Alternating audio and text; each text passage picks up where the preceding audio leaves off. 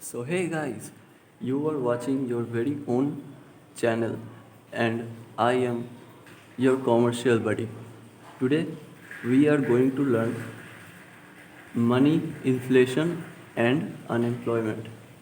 The very chapter or unit which you will find on the 5th semester of Calcutta University Economics syllabus. Okay, so let's start.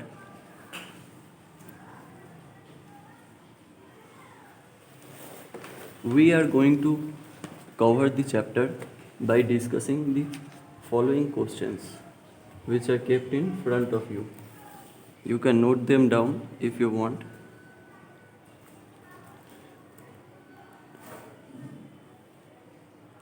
Okay, so let's discuss the first question. Concepts of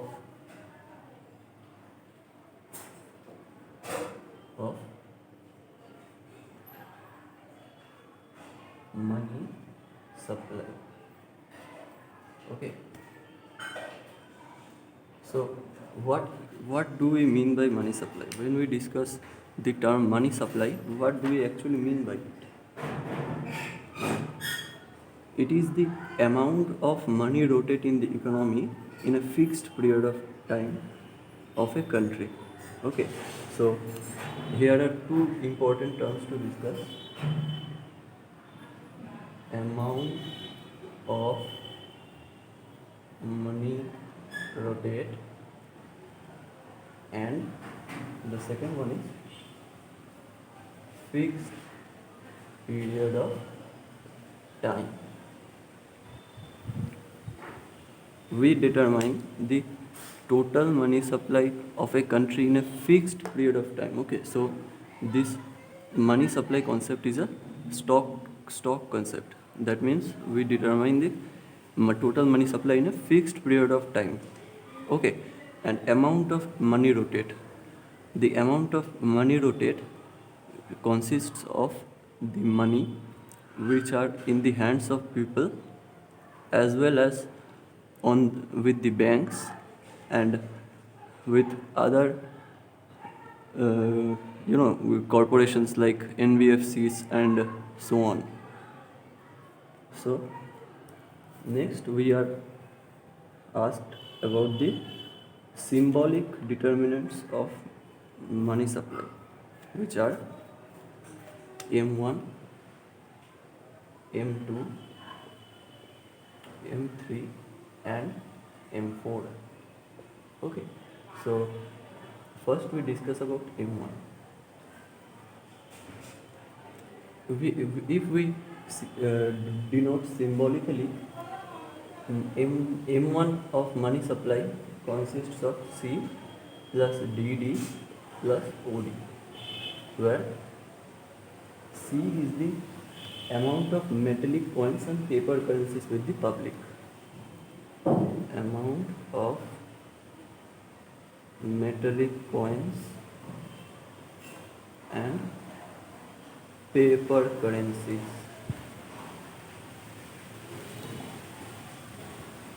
Okay. Amount of metallic coins and paper currencies with the public, which is held by the public. Okay. What is DD? DD is the demand draft.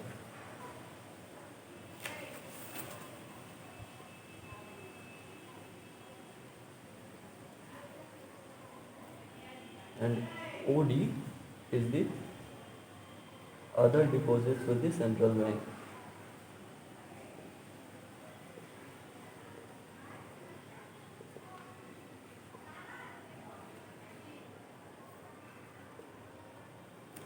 Now, this M1 concept of money supply includes these three terms, which are C plus DD plus OD, where C denotes the amount of metallic coins and paper currencies with the public. DD is the demand drafts or demand deposits with banks, and OD is the other deposits with the central bank. Okay. Next, next is the M2.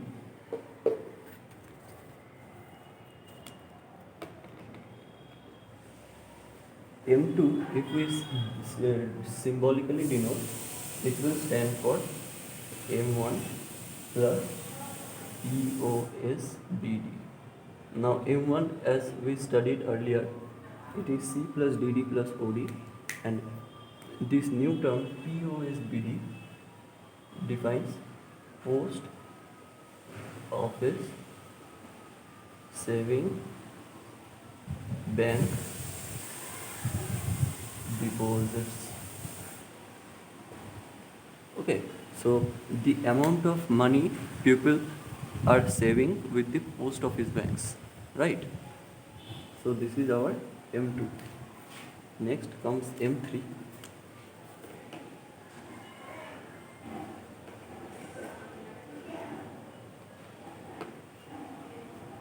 Now M3 is symbolically defined as M1 plus FD. Okay, M1 we have studied earlier, and FD are the fixed deposits with banks. Okay, fixed deposits we all know. There are some amount of money people are willing to save in banks for a longer period of time. Okay, longer period of time, say for suppose 5 years, 10 years. These are fixed deposits. In the meantime, you can the one who is saving in fixed deposits cannot withdraw the money. Yes, he can withdraw the money, but he will be deducted with some penalty, right? So this is FD. One more thing, this M3, it is the most non-liquid form of money in the system. Most non-liquid form of money in the system. Okay, so here non-liquid, and what non-liquid means is it is not available to easily for encashment, right? It is fixed. Okay, it is fixed and cannot be made available for daily transactions. In the same context, here M3 is the most non-liquid form of money, right? And what is the most liquid form of money in the system? It is M1. Okay, M1 is the most liquid form of money in the system. So we have studied M1, M2 and M3 in a detailed manner, right? Next we are going to discuss M4. M4. Now what is M4? M4, if we symbolically determine, it will be M1 plus POSBD plus TD. Now M1 we have studied earlier. POSBD also we know that it is the post office savings bank deposits. Now the new concept is time deposits, right? It is the time deposit. Time deposits, we also have a basic knowledge of time deposits. So M4 is determined as the M1 plus POSBD plus TD, or time deposits. M4 is also called amount of money supply of a country in a stock of time. In a stock of time. Why is it so? It is so because M4 consists of M1 as well as M2 as well as M3, right? No, sorry, not M3. It consists of M1 plus M2, and there are some specific contents which are available in M4, right? Which is time deposit. Fixed deposit won't come here. Fixed deposit cannot be determined to determine the fixed period of money supply, money rotate in the economy. So we have studied M1, M2, M3 and M4, and we have also studied the concept of money supply. Next, what we are going to discuss is question 2, which asks high power money.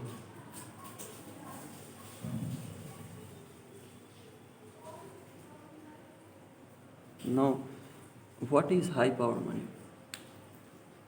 High power money, it's not completely unlike its name. By hearing high power money, what comes to our mind? Okay, stuffs like Super Saiyan Goku or something like that, who gets powered up. No, it's not like that. High power money is the aggregate of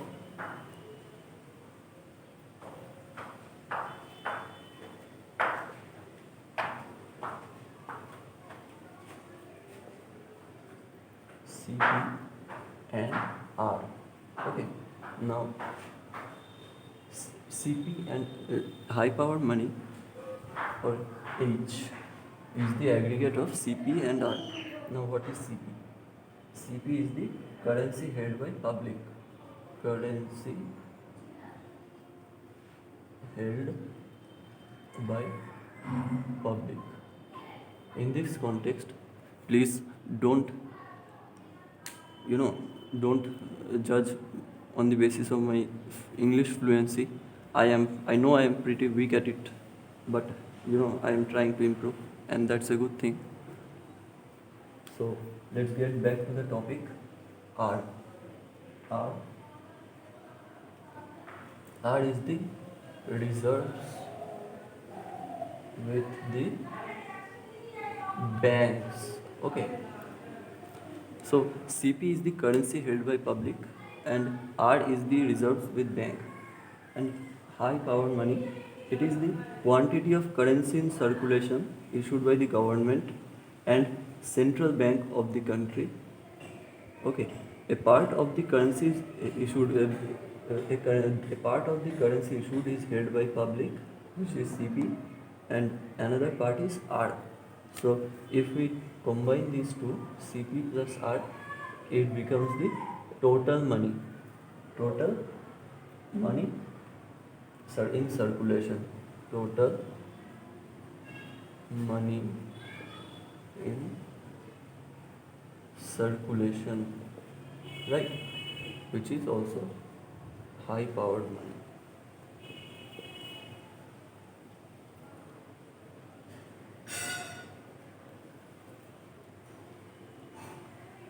Okay, so we have discussed the high powered money. In this context, let me explain it in a detailed manner. So, what is high powered money? High powered money, that by definition I have told you that it is the aggregate of CP and R. Now, suppose a person A earns rupees 10,000, okay. Now, he keeps a certain amount with himself as savings, and deposits with bank the rest of the amount. Suppose 1,000 he keeps within himself and 9,000 he deposits with bank. Now this 1,000 he does not deposit in bank, right? He keeps in his own pocket or in Almira or whatever. But this 9,000, bank has the access to it. Now what does bank does? Okay, what does bank do? Bank simply keeps a fraction of this money, say for 10%, 900, and invests the rest of the amount, 8,100, in various places. Okay, in various places, 8,100. This also, this 900 is reserve, right? Reserve. Now this 900 can be also classified into reserves held by the commercial bank itself and reserves with the central bank. Commercial bank and central bank. and this 8,100, it is with the commercial bank, which it might invest in productive investment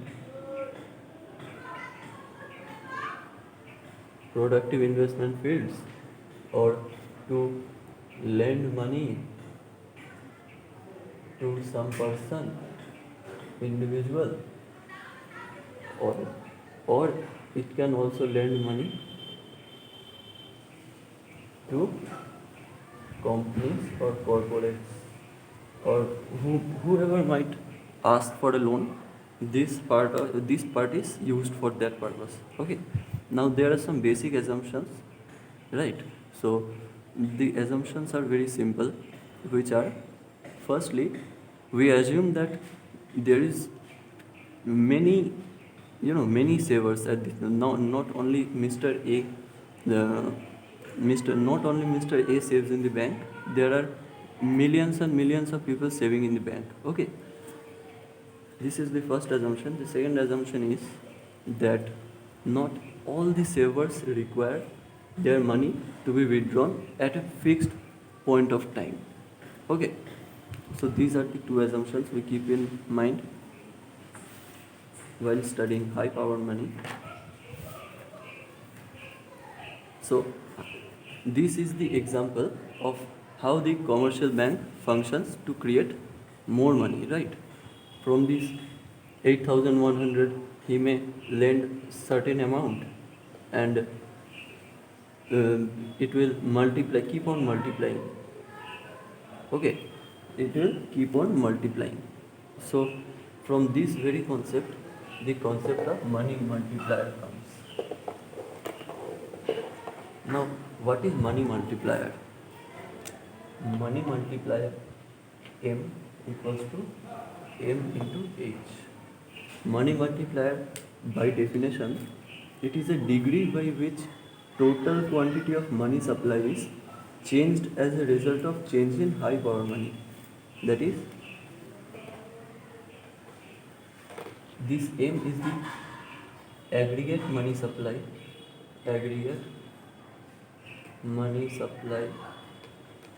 in the economy. This M is the money multiplier, and this H is the high power money.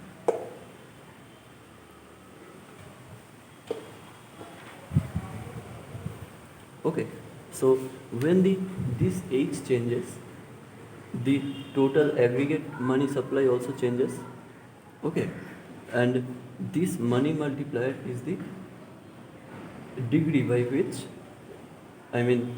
suppose this H changes by rupees 2, then due to this change, the total aggregate money supply changes by 4 units. Okay, then 4 by 2 equals to 2. 4 by 2, this is del M, and this is del H, equals to 2. This is money multiplier.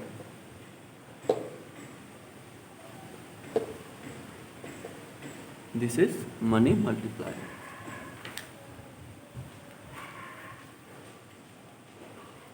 Okay, so hope we are clear. Let's proceed to the next question.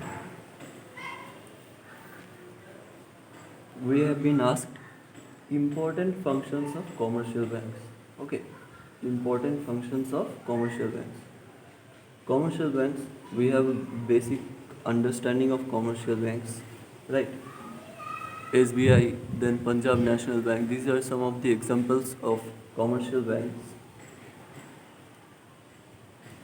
The first function of commercial bank can be collection of savings or accepting deposits.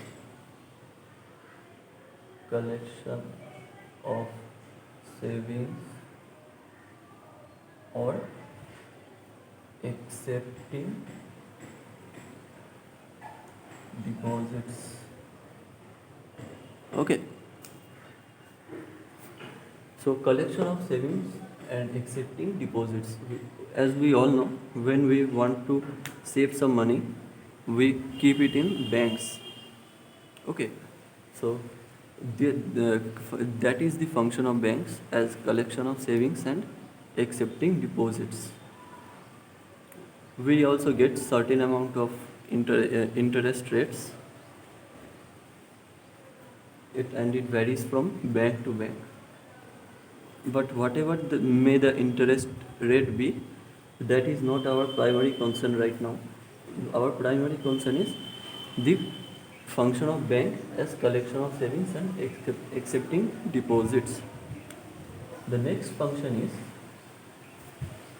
providing credit and investment. Providing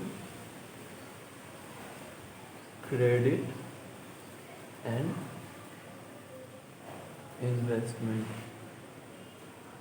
Right, providing credit. Now suppose I want to set up a business. I need capital for that, and I am a very middle class guy and cannot have setting up a business requires huge amount of capital. Suppose if I want to start up a simple tea shop, still I will require amount approximately 1 lakh rupees for not only purchasing the utensils and equipments, but also I need the permission to set up the shop, which requires money. Then I need to pay tax. Suppose I have incurred loss, but still I will have to pay tax.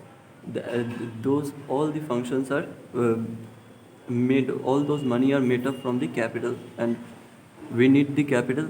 If we cannot provide it alone, we take loans from the banks. Okay, there are many other sources of loans, but the most popular source of loan is bank.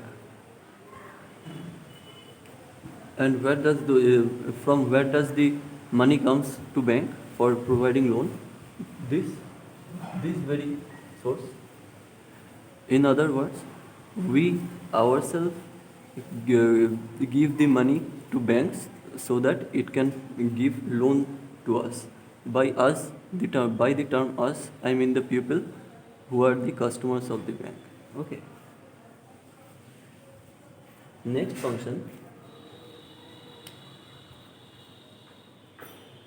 agency function.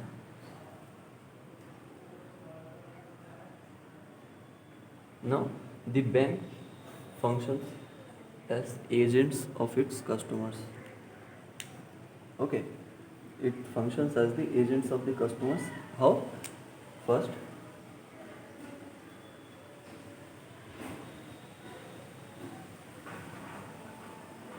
transferring money of its customer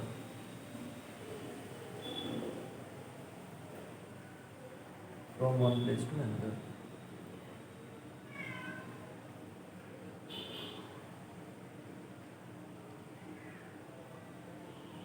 Okay. Second, let me write all these functions, then I will explain. Next.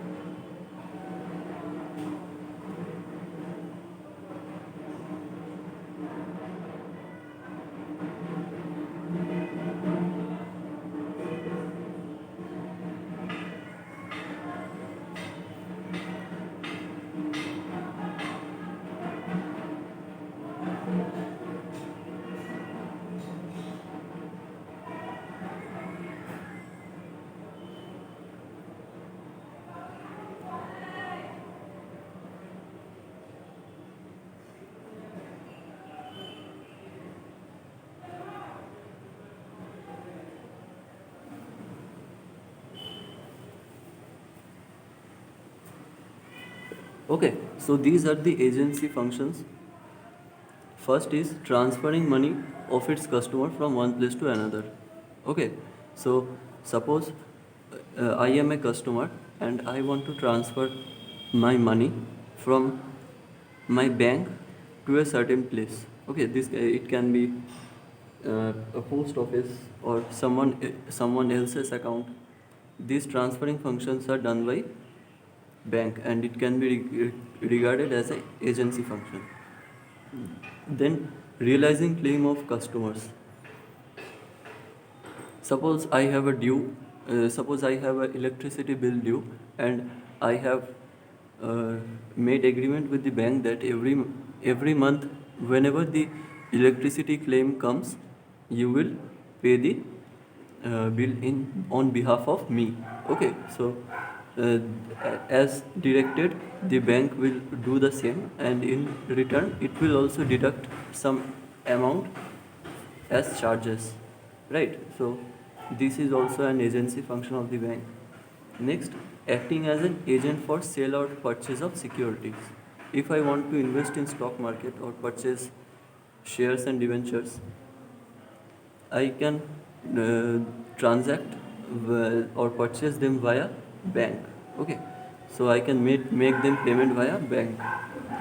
This is also an agency function. Then collecting dividend on shares, right?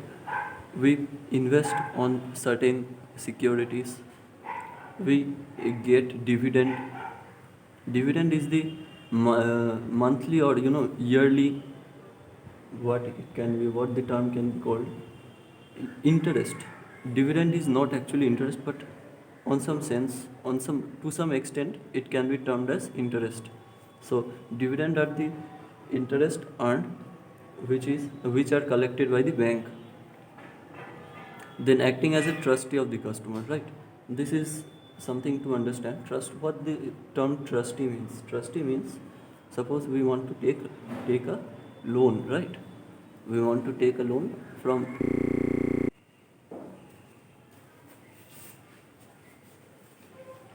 Now, the word trustee means basically guarantor, right? The word trustee means guarantor.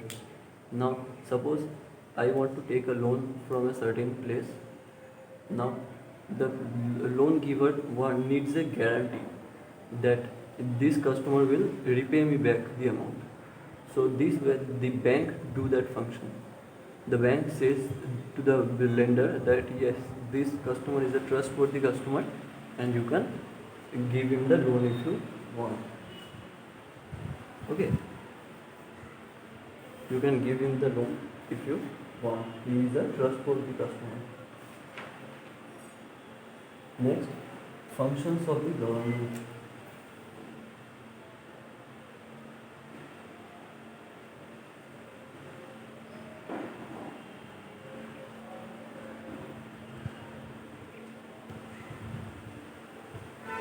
The commercial bank also does certain functions on behalf of the government. Functions like distributing unemployment relief, giving salary to government employees, implementing monetary policy of the government, etc. These are some of the functions which are done by the commercial banks on the behalf of the government. Okay. Next function is credit creation.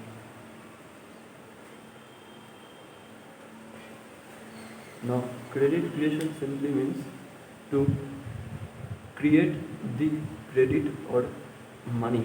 Okay, here credit means money. The commercial bank can actually create money. How it can create money? We will discuss that on the next question. But for now, remember that credit creation is one of the most important functions of the commercial banks. After accepting deposits from the depositors, it keeps a certain portion of it as reserves, okay, reserves, and invests the remaining portion into productive investment fields, thus increasing the money on a long-term basis. So now, next question, I will I will discuss the credit creation process in a detailed manner. For this purpose, I take Mr. A, Mr. B, Mr. C, Mr. D, and on the other hand, we have Bank A, Bank B, Bank C, and Bank D. Suppose Mr. A deposits 100 rupees to Bank A. Bank A keeps 10 rupees as reserve and lent the remaining 90 rupees as loan, okay, to Mr. B. Now Mr. B also keeps the 90 rupees as loan to bank B, and from that bank B gives the same amount of loan after deducting 10%, right, 9 rupees. He gives 81 to Mr. C. Now Mr. C has taken the loan for some transaction purpose, right? Suppose Mr. D gets some amount of money from Mr. C. Mr. C gives the amount of money, that is 81 rupees, to Mr. D. Now Mr. D gives this amount of money to Bank D. Bank D, 81 rupees. He had 81 rupees. Now from 81 rupees, approximately Bank D will keep 8 rupees and lend to another person. This process continues, and ultimately it is seen that the total amount of money here, right, it is circulating, it will amount to 10 times of this 100 rupees, that is 1000 rupees.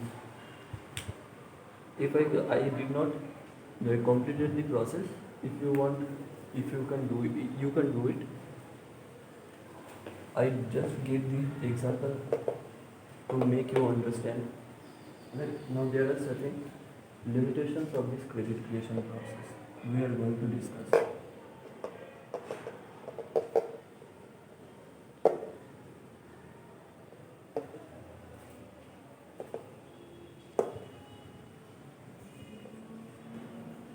Now what can be the limitations of this process? Well, first limitation is amount of primary deposit. Right?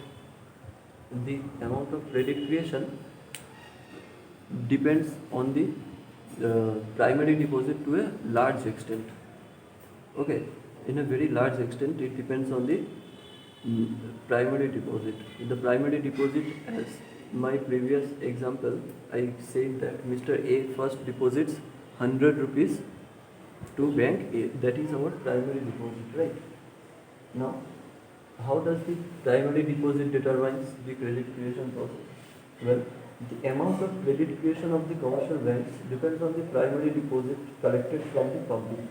Okay. Amount of primary deposit generally depends on the prevailing amount of circulated money in the country. Prevailing amount of circulated money in the country. This is an important term. Prevailing amount of circulated money. Right. It depends on the prevailing amount of circulated money in the country. Now, if the circulated money decreases, primary deposit will also decrease. Hence, credit creation will also decrease. Right? Prevailing amount of circulated money, amount of primary deposit, credit creation. Now, these three terms are mutually interlinked. If the prevailing amount of circulated money decreases, the amount of primary deposit will also decrease, and so will the credit creation will. Right? Okay. The next limitation is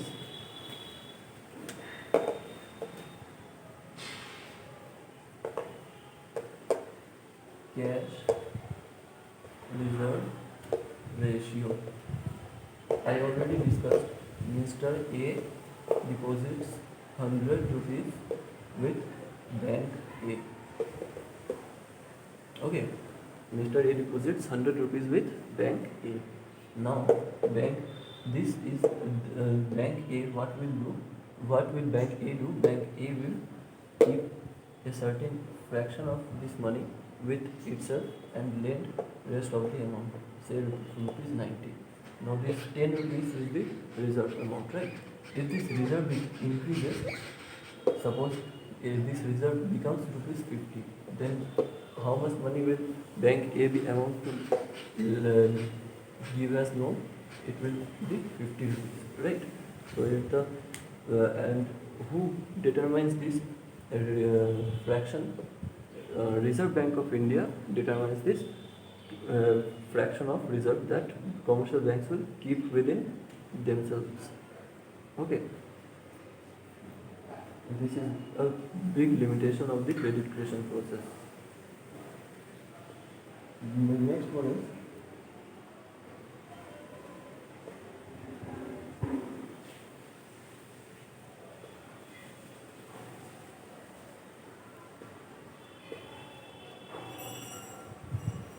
general business conditions of the country, right? Now, credit creation is also dependent upon the general business conditions of the country. If there is a recession, then investors will not invest, and thus the demand for bank loans will decrease. As a result, credit creation will also decrease, right? This was the general business conditions of the country as a limitation of credit creation process. Next one is banking habits of people. Banking habits of people. Now, banking habits of people, what this term determines, as we all know, India is a developing country, right? There are many parts of this country where people do not, people are not willing to deposit their money in banks. Okay, they are not. They prefer to keep the money within themselves. They fear that if they perhaps keep the money with banks, the bank will take their money and fly away, and they will lose their money. Right? This is the mentality of some of the people in rural areas, particularly. So they do not keep the money with commercial banks, and if they do not keep the money with commercial banks, then what will happen? How the commercial banks will take loan? How the commercial banks will give loan?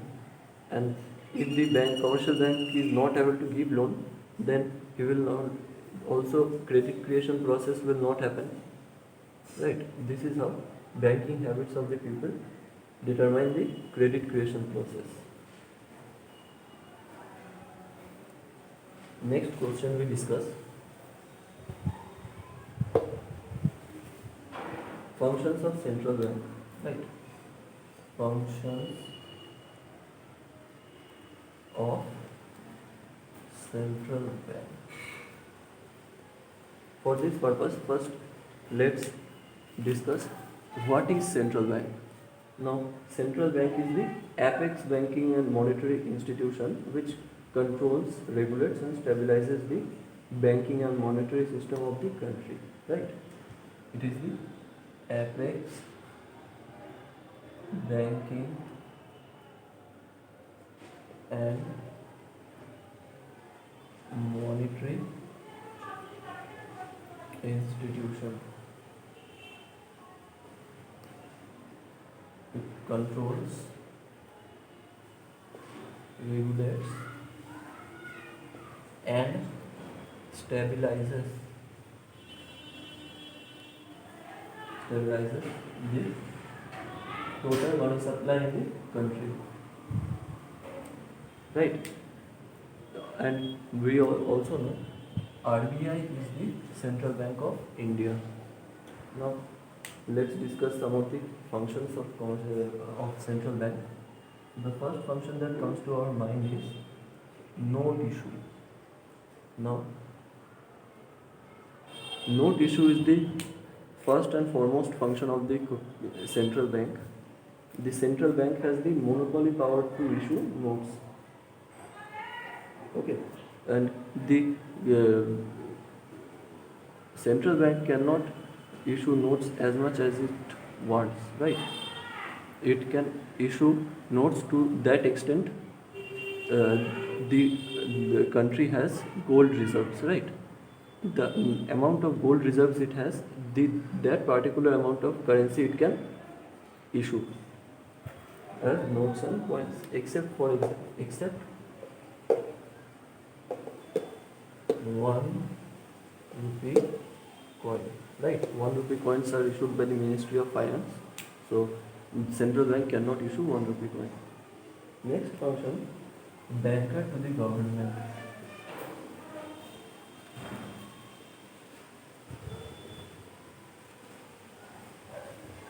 Banker to the government. It's just like the commercial banks are bankers for us, the depositors or the general people. The central bank is the banker of the government, right? A major portion of government revenues are collected with the RBI, and also a major portion of the government expenses are disbursed through the RBI. Fine. So this is how the central bank functions as the banker of the government. The third function is banker of the commercial banks. Okay, banker of the commercial banks. Now, the central bank is the banker of the government. It's okay, but in addition, the central bank is also the banker of the commercial banks, right? It regulates and supervises the functioning of the commercial banks. The commercial banks work under the central bank. Okay, if there are some emergency situations or some emergency requirements of the commercial banks, those requirements are fulfilled by the central bank itself, right? Now, under this banker of the commercial banks, there are certain functions. First one is maintaining cash reserve.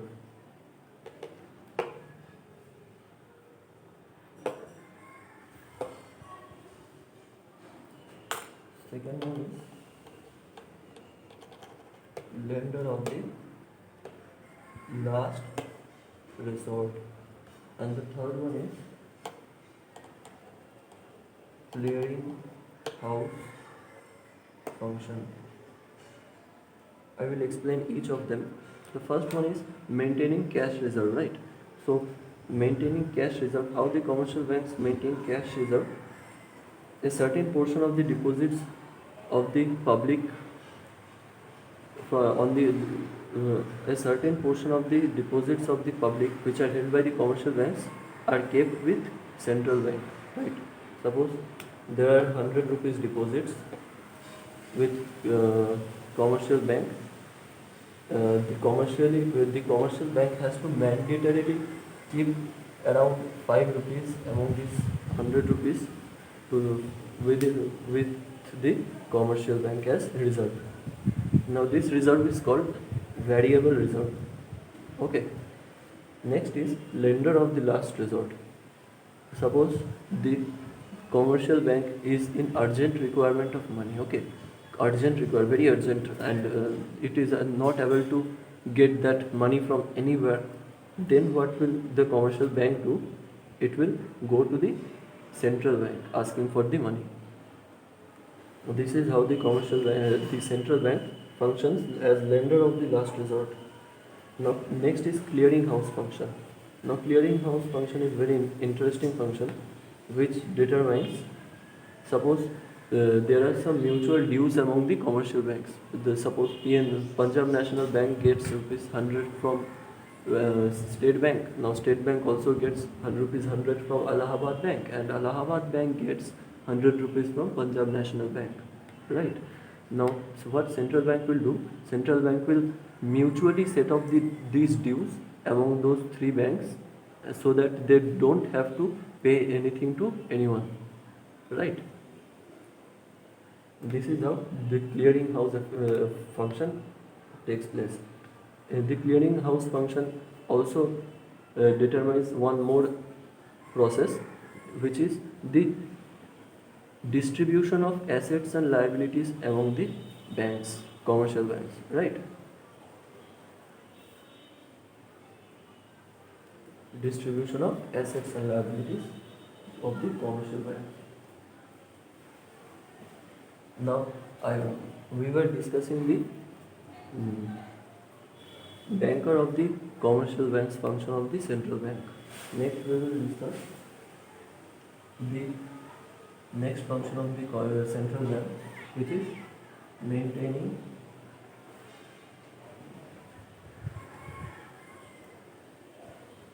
sufficient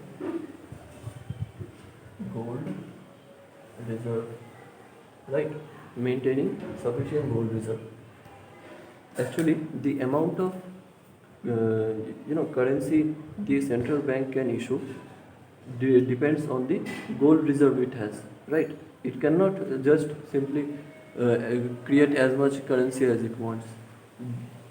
It can only create that amount of currency, the amount of equivalent to the amount of gold reserve it has. So the central bank works hard to maintain sufficient gold reserve in the country. Right. So the next function, controlling foreign exchange rate. Foreign exchange rate. Foreign exchange rate, what is it? Foreign exchange rate is the value of domestic currency in terms of foreign currency. Suppose Indian rupees in 60 rupees is equal to $1. Now this 60 rupees is the foreign exchange rate. Right. So the central bank, it is the duty of the central bank to maintain this foreign exchange rate and not let it fall lower. Right. Now next we discuss methods of credit controlled by the commercial banks.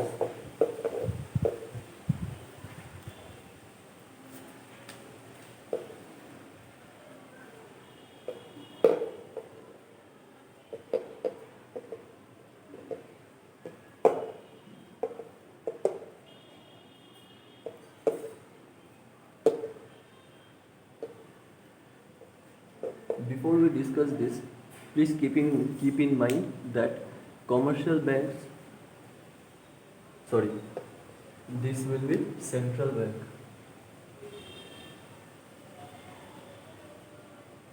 Okay, now before we discuss further, please keep in mind that central bank can only control credit, right? It cannot create credit. The creation of credit the credit creation process is fully up to the commercial banks. Now we were discussing the methods of credit controlled by central bank. Now central bank plays an important function in controlling credit during inflation. Right? What is inflation? Inflation is when suddenly the prices of commodities start to increase. Right? Now during inflation, central bank tries to reduce the amount of credit, while during deflation it tries to increase the amount of credit in the system. Right? I will make you understand in the coming. I will discuss it further. The process which the central bank takes to control the credit of commercial banks can be divided into two broad groups. Right? Firstly, what we understand from this term is that it controls credit. Right? When it is inflation is a situation which can be said as excess credit in the system. Right? And deflation is exactly the opposite, where there is lack of credit in the system. Now what it means? It means that in inflation, people have money in their hand and they want to buy, but the supply of the availability of the commodity they want to buy is limited. Right? Now due to that, what happens? The prices of the commodity increases, and in the case of deflation it is exactly the opposite. There is plenty of commodity in the market available, but people do not have the sufficient money to buy that commodity. Okay, now credit control, how this situation is controlled by central bank. In case of inflation, it tries to reduce credit. Since there are excess of credit, it tries to reduce credit. And in case of deflation, it increases credit. Now how it does so, we will discuss further. Okay, so this is it.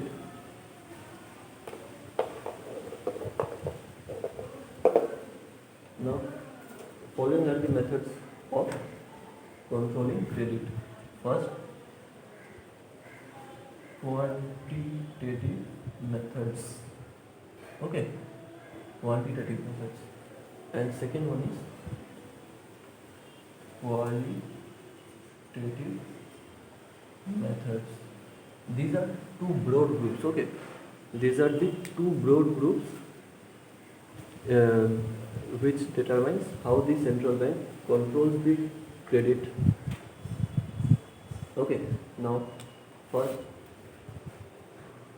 among the quantitative methods, there are bank rate, then there is OMO, then there is VRR. I will discuss all of them, right? First, let's discuss bank rate. Now, what is bank rate? Okay, bank rate is the rate at which the central bank gives interest to the commercial banks, right? Now, commercial banks kept rupees 100 with the central bank. Now, the central bank suppose gives interest on that amount 10%, right? So 10% of 100, 10 rupees, it gives us interest, right? Now this 10% is the bank rate, the rate of interest at which central bank gives interest to the commercial banks, right? So this is the bank rate. Now, in case of inflation, what does the what does the central bank do? Is there is excess of liquidity in the system, right? So it decreases the it in case of inflation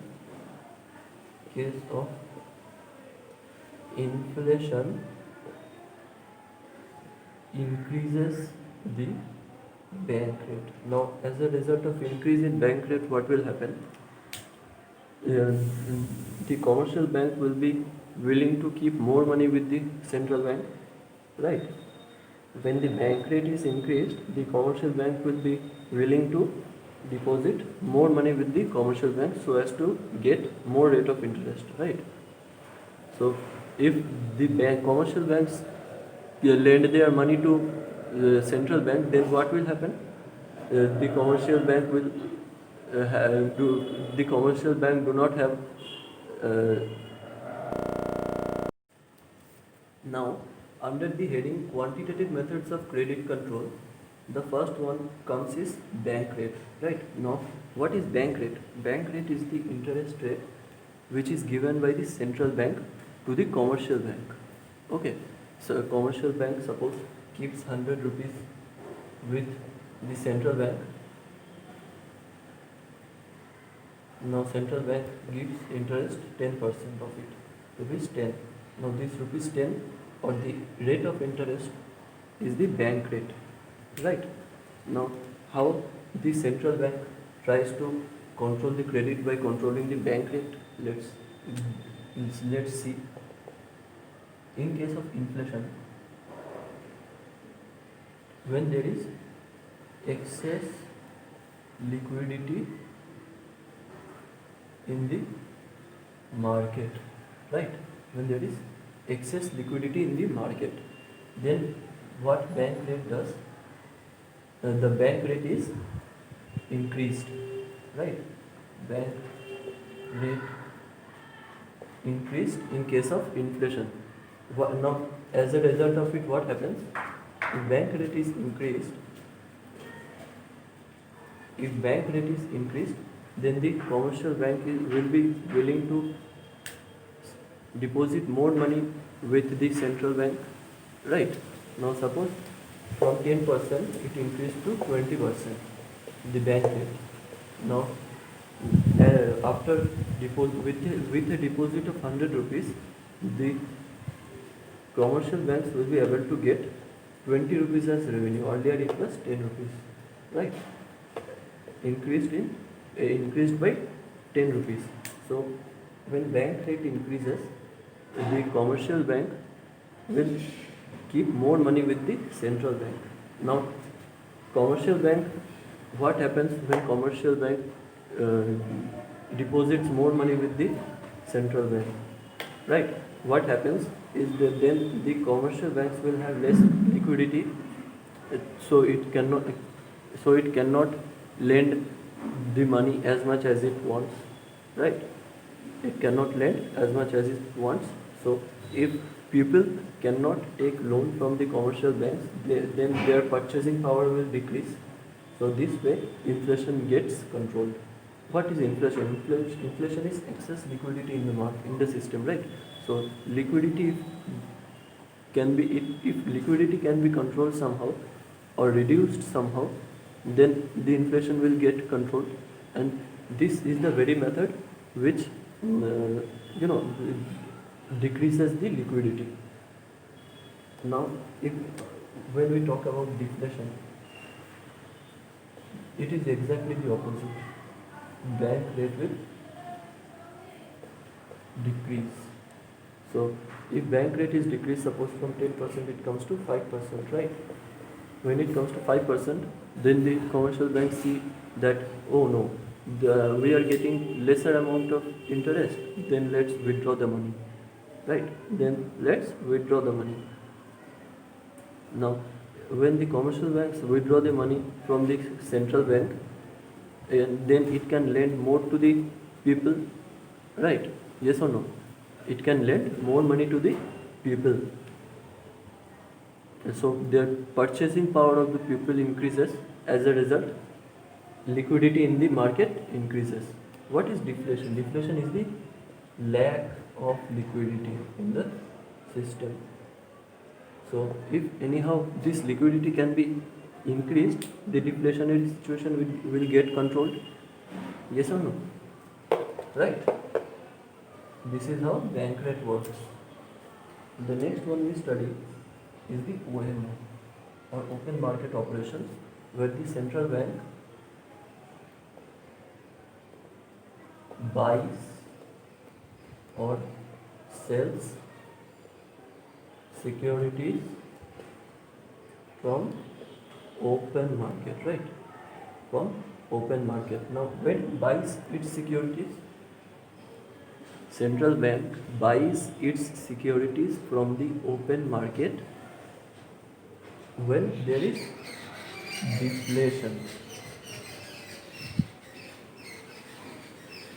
right? When there is lack of liquidity in the system, then it buys its securities and gives the money to the people, which they can spend on the other sectors, right? So this is how the deflationary situation gets controlled. And when it sells its securities in the open market, when there is inflation, right? When there is excess liquidity in the system. When it sells the securities, then what happens?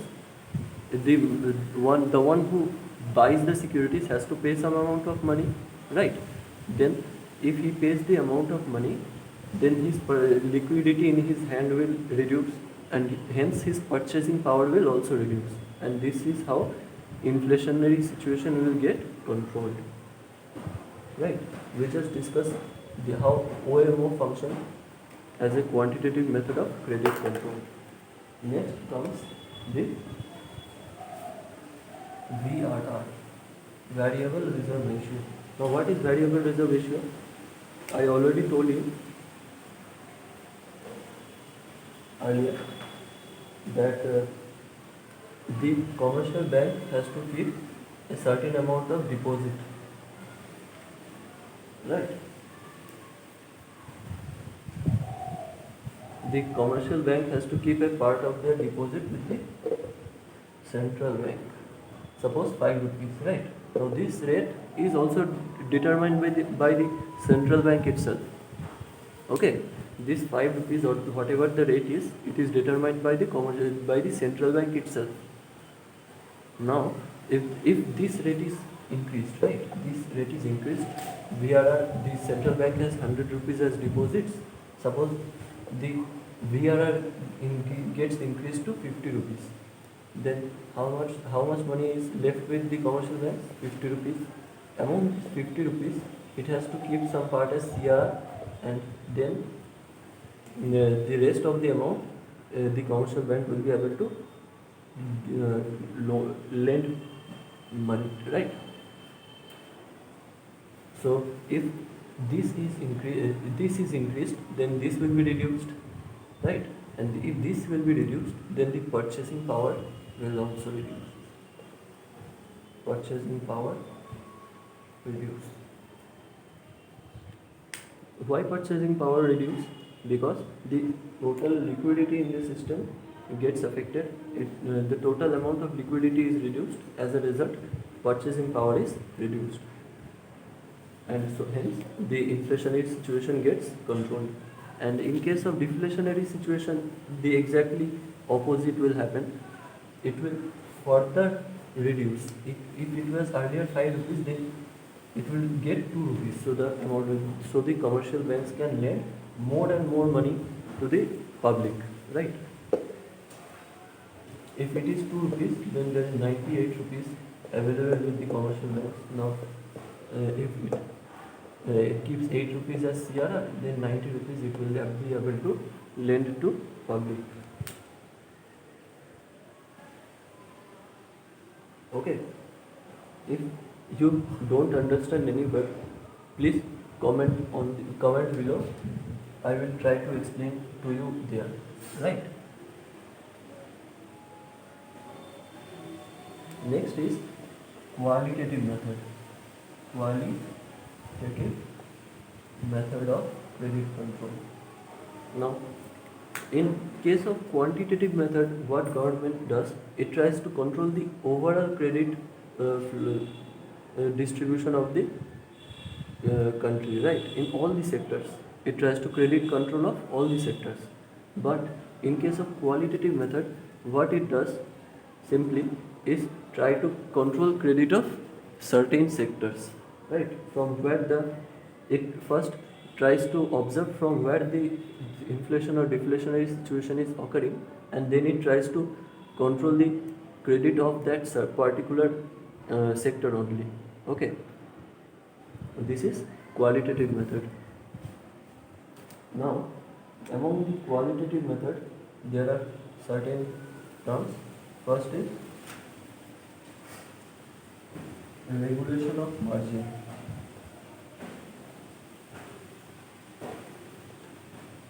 Now, what is margin?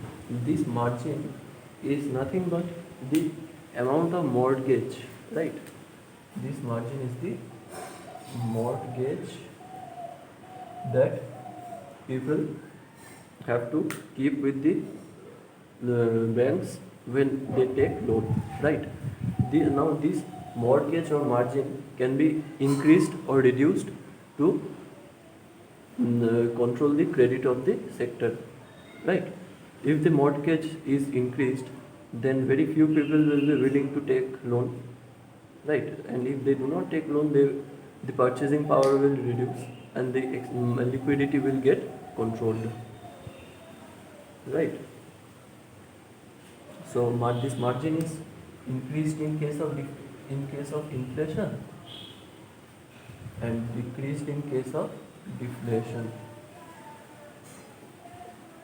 Next, discriminating bank rate. Discriminating bank rate. Right. Discriminating bank rate. Now, what this term discriminating bank rate means? Discriminating, the meaning of the discrimination, as we all know, is inequality, right? Suppose RBI gives 10% interest to bank A, but it gives 20% interest to bank B. On the contrary, it can also be happen that 10% interest is given to bank A and 5% interest is given to bank C. Right, it all depends on the situation, whether the situation is inflationary or deflationary. This is called discriminating bank rate.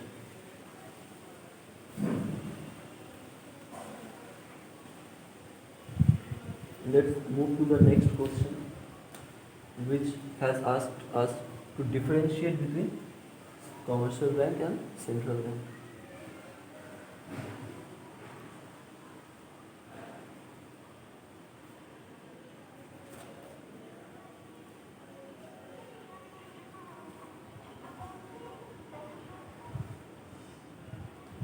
Now, first we can distinguish between these two banks on the basis of objective. Right. What is the objective of central bank?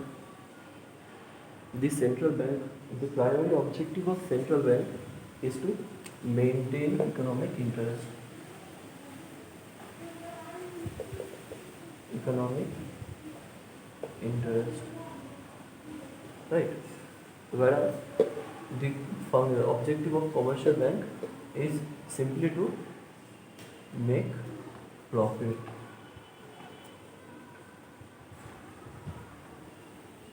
Second one, we can distinguish on the basis of power. Right. Now, in terms of power, central bank has more power than the commercial bank. Because why? Because commercial bank functions under the central bank. Right. Central bank has the monopoly power of printing notes. Monopoly power of printing notes. But commercial bank has no such power. No such power.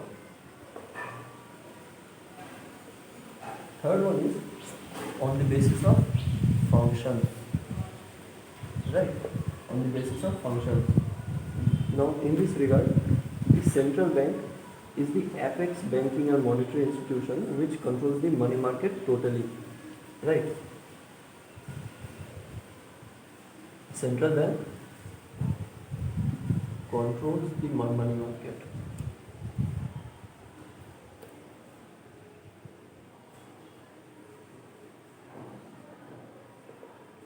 Whereas commercial bank functions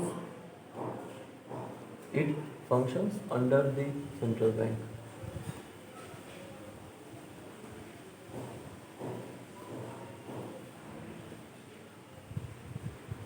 Right. Right. Okay. So the next function can be, or the next point of what distinguish can be banker of the government. Banker of the government. Here the central bank acts as a banker of the government. Right. Central bank acts as a banker of the government. Whereas the commercial bank acts as a banker to people. Okay. Next point we can distinguish is the banker of banks. Banker of banks. Now we have studied that central bank functions as a banker of the banks. It controls the functioning of the banks. It controls the functioning of the commercial banks, but commercial bank has no such power, right? Commercial bank is the banker of people.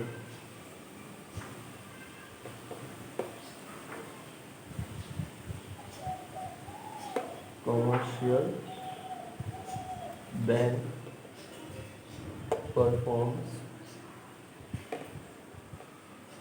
no such function.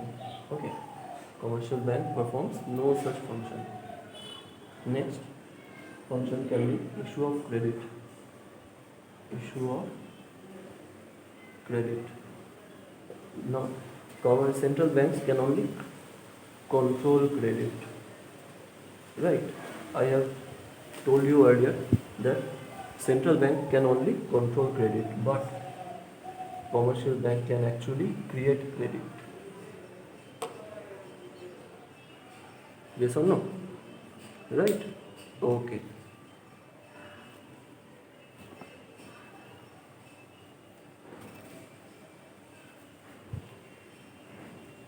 We have till now discussed 6 differential points. Now we are going to discuss the last one. Right? No, okay. 6, I think 6 is enough. Right, rest of the points you can make yourself. Let's proceed to the next topic. Okay, which is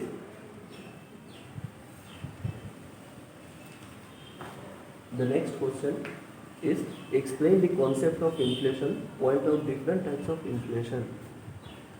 Right. So what is inflation? I have already gave you a basic understanding of what inflation is. Let's study detailed manner, right? Let's study inflation in a detailed manner.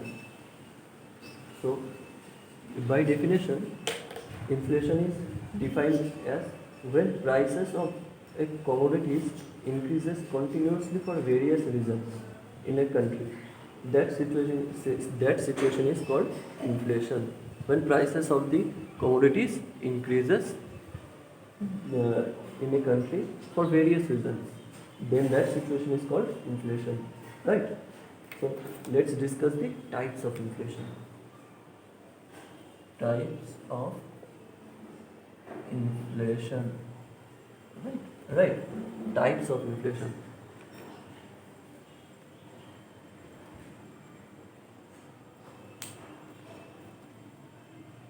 Now, according to our syllabus, we will have to discuss 2 types of inflation. First is demand pull inflation.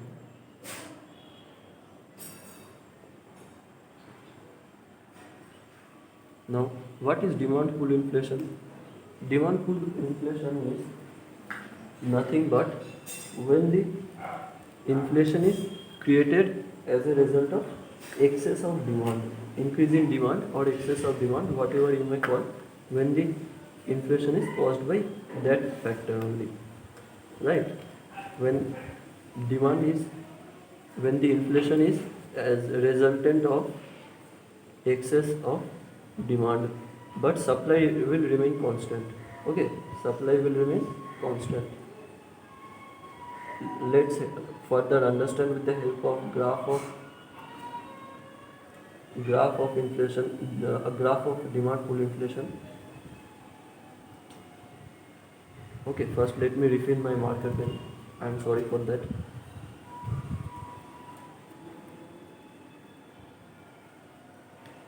You can skip this part if you want.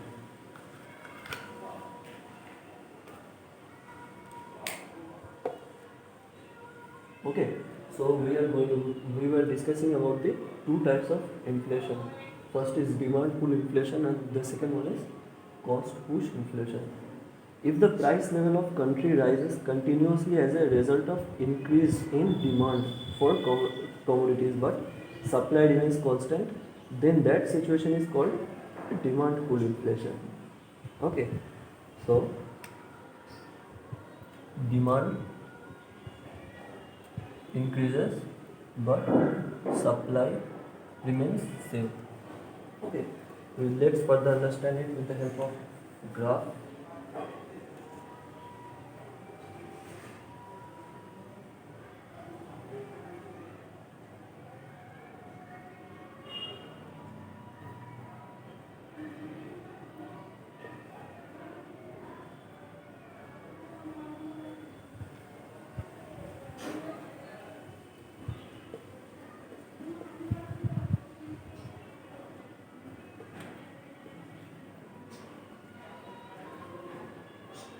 Right.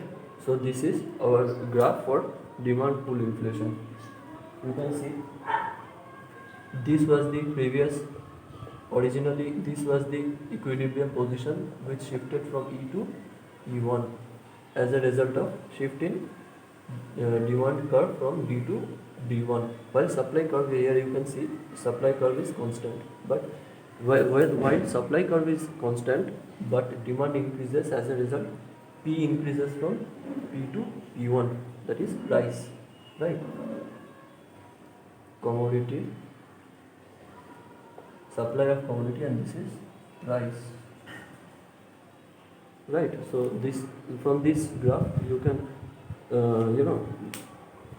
conclude the what demand pull inflation is. Demand pull inflation is nothing but when price increases as a result of mere increase in demand but supply remains constant. Okay. On the other hand, when we talk about cost push inflation,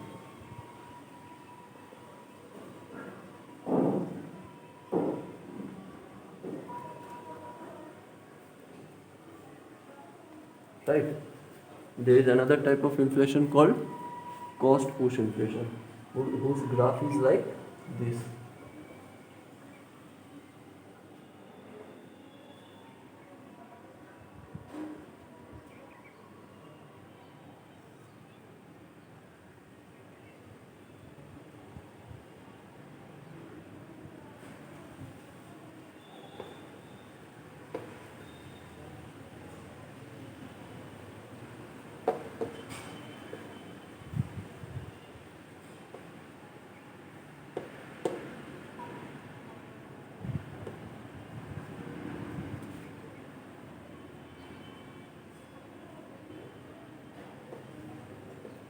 Now, in case of cost push inflation, as its name suggests, the inflation is caused due to increase in supply while the demand for the commodity remains same, right? If the price level of the country increases due to increase in cost of production, right? Cost of production means supply, and then that situation is called cost push inflation. Okay, here you can see supply curve increased from S to S1,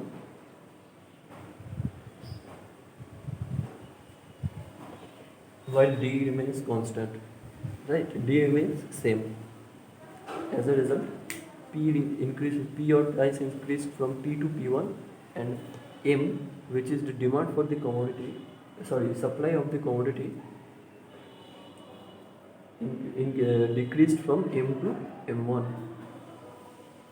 right? So it was called demand pull and cost push inflation. Hope you understood it. These are very easy concepts, right? These are very easy concepts. If you try to understand them instead of mugging them up, it will be pretty easy, right? It will be very easy. Next question, we have been given monetary measures to control inflation. We are asked to explain some monetary measures to control inflation. Okay, so first we understand what are monetary measures. Monetary measures to control inflation are adopted by the Monetary Authority of India, right? That is the central bank. Now, monetary measures are nothing but those measures which aims to control overall money supply, right? Tries to control the overall credit flow of the economy. Those measures are called monetary measures. Among these monetary measures, some of the monetary measures we are already familiar with, that is bank rate. I have already discussed earlier how bank rate functions, right? Bank rate is the rate at which central bank provides interest on the deposits of the commercial banks. Right. During inflation, bank rate is increased. Why it is increased? It is increased to control the excess liquidity in the system. Okay. As a result of increasing the in the bank rate, commercial bank tend to keep more deposit with the central bank. Okay. And during deflation, the exact opposite happens. What happens during deflation is exactly the opposite. Central bank decreases the bank rate, right? As a result, commercial banks withdraw funds from the central bank and is able to give more credit.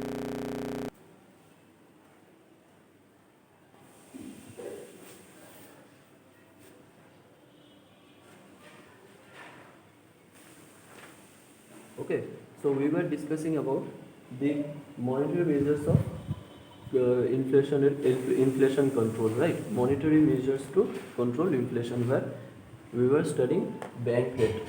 First, bank rate.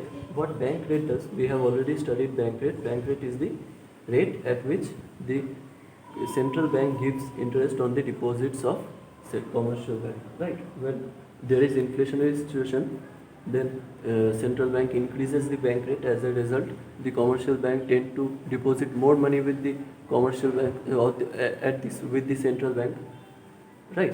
And in case of deflationary situation, it's exactly the opposite. Okay. Now next is open market operations. Open market operation, what central bank does is it buys or sells the government securities in the open market depending on the situation, right? In case of inflation, what it does, it sells its securities to the open market. So the one who is purchasing the securities, he has to purchase in exchange for some consideration, and it's money, right? It's money. So he gives the money for buying the securities. As a result, the cash in hand of that person is reduced. As a result, the purchasing power is also reduced for him. In this way, the central bank controls inflation via open market operations. And in case of deflation, it's exactly the opposite. What is VRR? VRR also we have discussed earlier. Variable reserve ratio. It is the mandatory, it is the mandatory part of the deposit of the commercial bank, which it has to keep with the central bank, right? Now the proportion of VRR is also determined by the central bank itself. And next we come to selective methods of credit control. Now, selective methods of credit control is a method in which the central bank tries to control credit flow in specific sectors of the economy, right? It first identifies from where the inflation or deflationary situation is originating from, right? And then it tries to control the credit of that particular sector only, not the whole economy, right? Okay. So these were the monetary measures to control inflation by the central bank.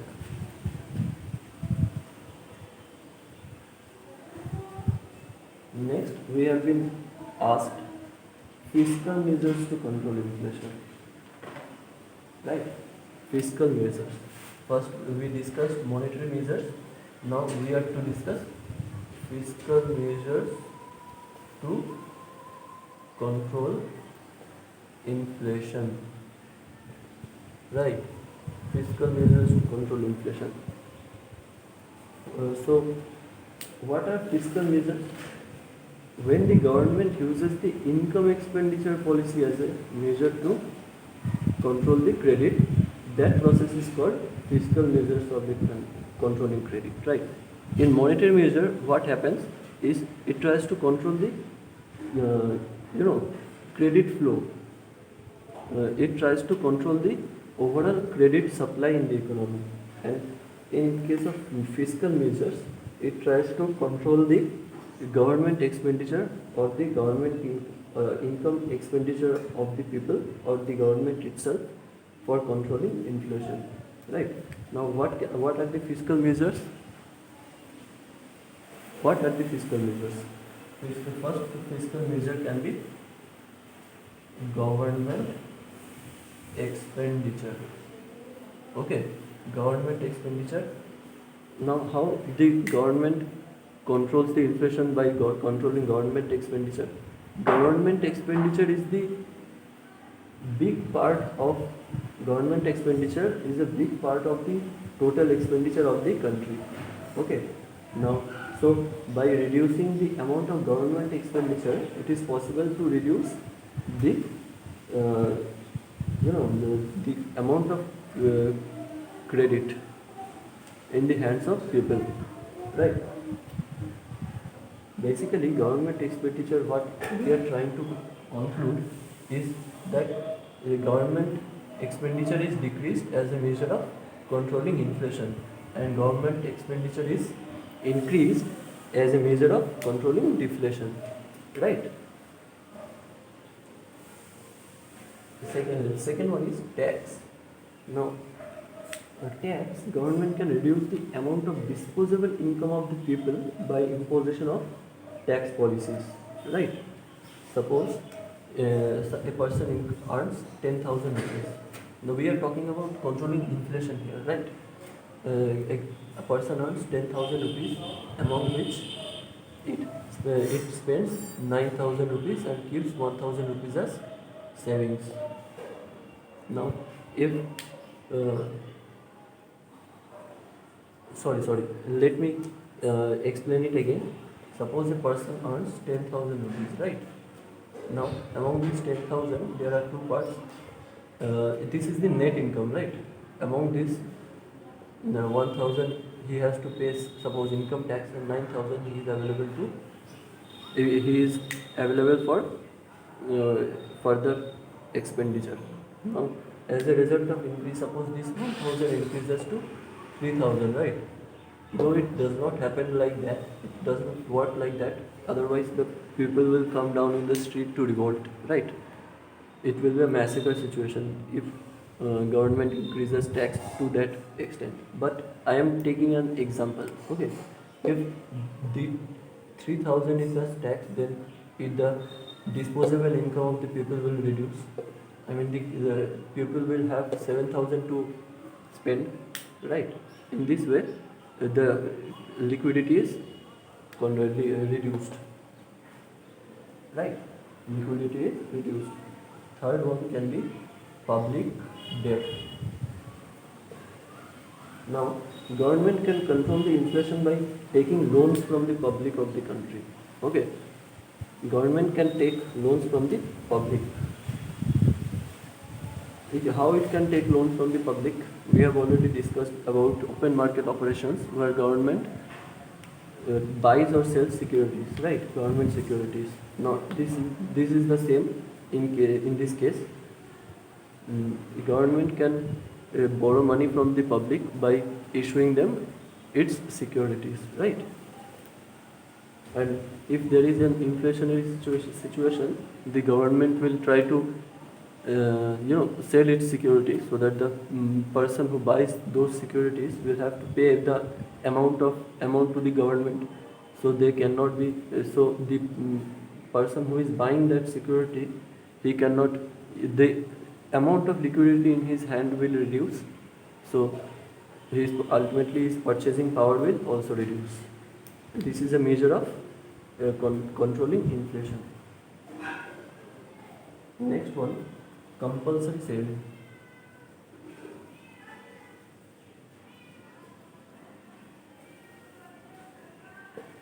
compulsory saving, right?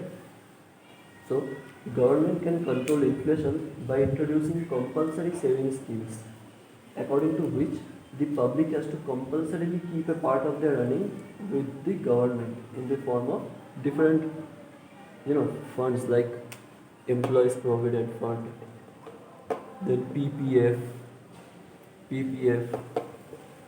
public provident fund, then RPF. These all are reserves with which the which a person which an earning person has to compulsorily keep with the government. These savings are realized at a fixed amount of interest uh, to by that person after a certain amount of time. Okay, so this was compulsory saving.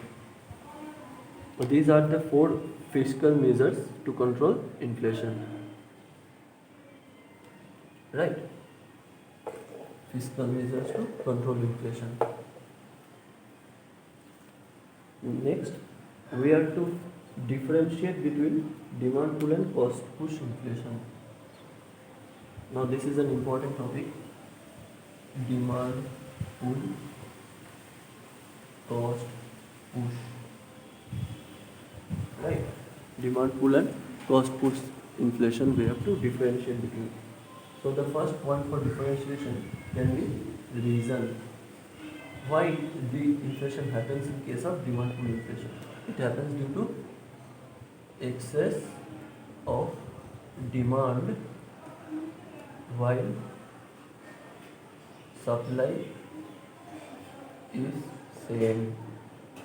On the other hand, cost push inflation happens because of excess of supply while demand remains same.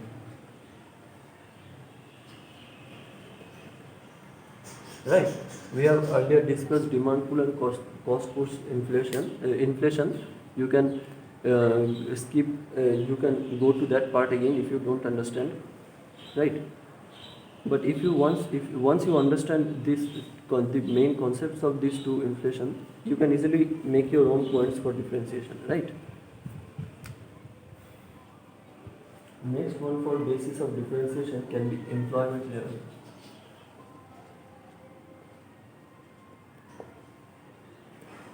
Right?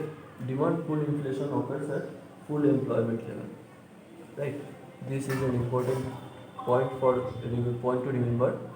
Occurs at full employment level. But this cost push inflation occurs before full employment level. Before full employment level. Right? The cost push inflation occurs before full employment level, whereas demand pull inflation occurs at full employment level. Okay. Now next graph.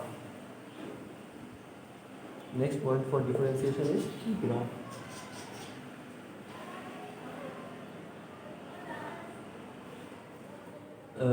We have already drawn the graph, which is moreover like this. Supply remains constant while demand increases. D1.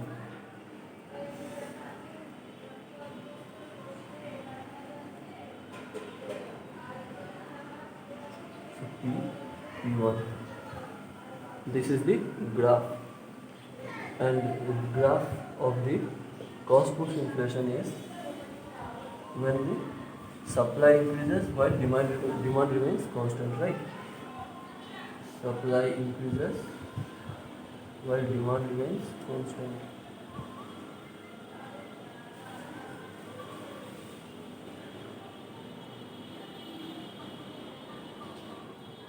P1, M1. Right. So next point of differentiation can be price push.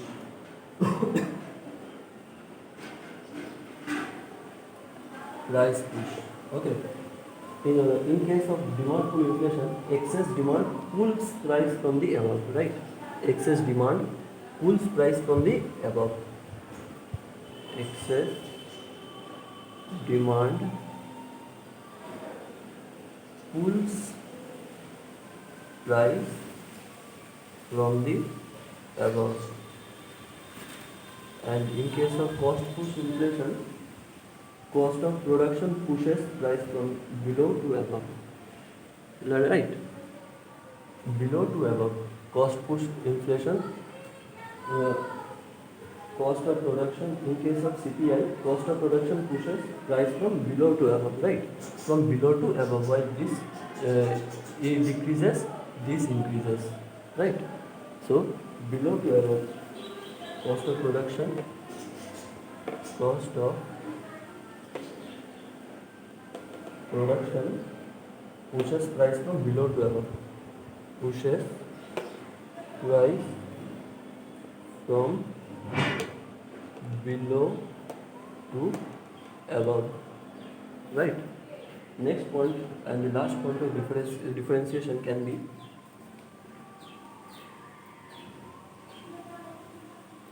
what happens in case of demand pull inflation is first price of the commodity increases. Price of the commodity increases and price of other factors like wages, rent and cost of production increases. It means price of commodity increases first and then the prices of other factors follows. Prices of other factor follows. But in case of cost push inflation, price of other factors increases first, right? Price of other factors increases and price of commodity follows. Commodity follows. Right? This was the total distinguishing between demand pull and cost push inflation. Right? Okay.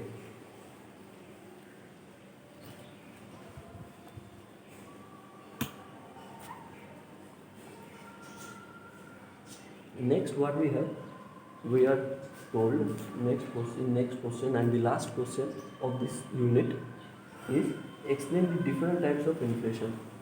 And we have only 4 types of inflation apart from demand pull and cost push inflation in our syllabus, right? First is voluntary unemployment.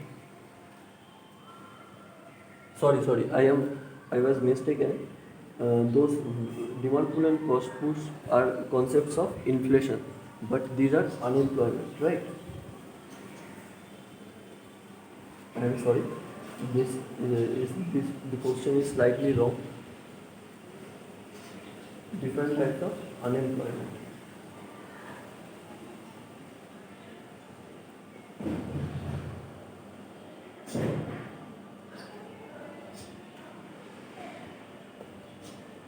Third one is frictional unemployment.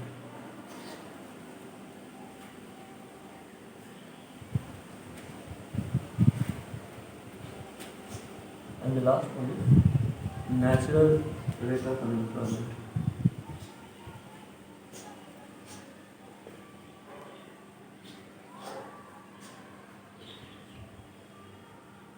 Right. Now we are going to discuss all these four types. These are types of unemployment, right? There are many more types of unemployment, but we have these 4 in our syllabus. Right. First, what is voluntary unemployment? Voluntary unemployment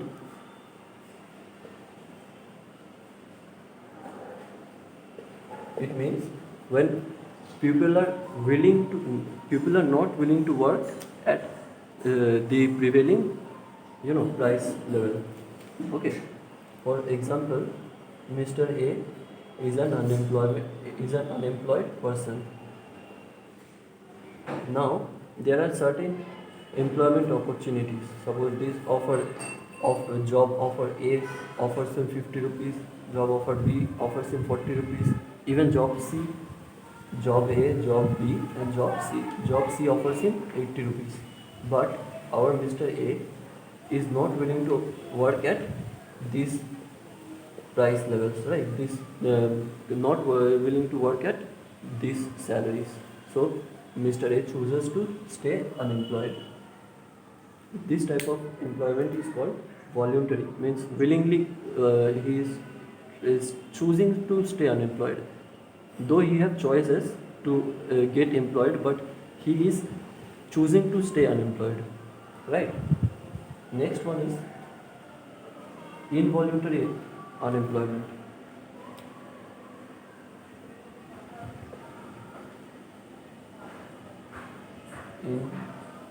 Involuntary. Now what happens in case of involuntary unemployment is when a person is not able to get a job at the prevailing wage rate, right? When a person is not able to get a job at the prevailing wage rate, that means we take the same example, Mr. A, who needs a job, he badly needs a job, but there is no job offers, right? There is no job offers.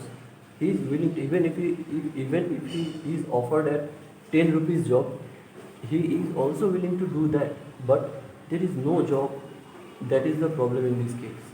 There is no job, so Mr. A has to remain unemployed, right? Involuntary unemployment means unwillingnessly unemployed. If he gets a job, he will work. He has no problem with it. Okay, so this was our involuntary unemployment. Next one is frictional unemployment. This frictional unemployment can be also referred to as seasonal unemployment, right? It happens when some people are temporarily unemployed due to imperfections in the labor market. Then it is called frictional unemployment. Frictional unemployment may arise due to breakdown of machinery, shortage of raw materials, lack of information regarding job availability, organizational restructuring, etc. In other words, frictional unemployment is a short term unemployment or temporarily unavailability of jobs, right? I have told you the causes of frictional unemployment, right? And the last one is natural rate of unemployment. This is the type of unemployment which is of least concern for our government. Natural rate of unemployment. It is, in fact, in other words, it is needed, right? It is needed for the country to, achieve the constant inflation rates. Natural rate of unemployment is the rate below which unemployment could not be sustained. Okay, so below it is a level of unemployment, right? Below which it cannot be sustained, right? The government cannot provide job to certain people, whatever, no matter how many job opportunities are there, right? No matter how many job opportunities are there, there will be still some amount of unemployment in the country. This part is called natural rate of unemployment, and it is needed, right? It is needed to achieve the constant inflation rate. Okay, so we have discussed all the 10 questions by now. Hope it was a good experience learning. We will get back again with another video. If you like the video, please like, it and share with your friends, and most importantly subscribe your commercial buddy, right? Thank you.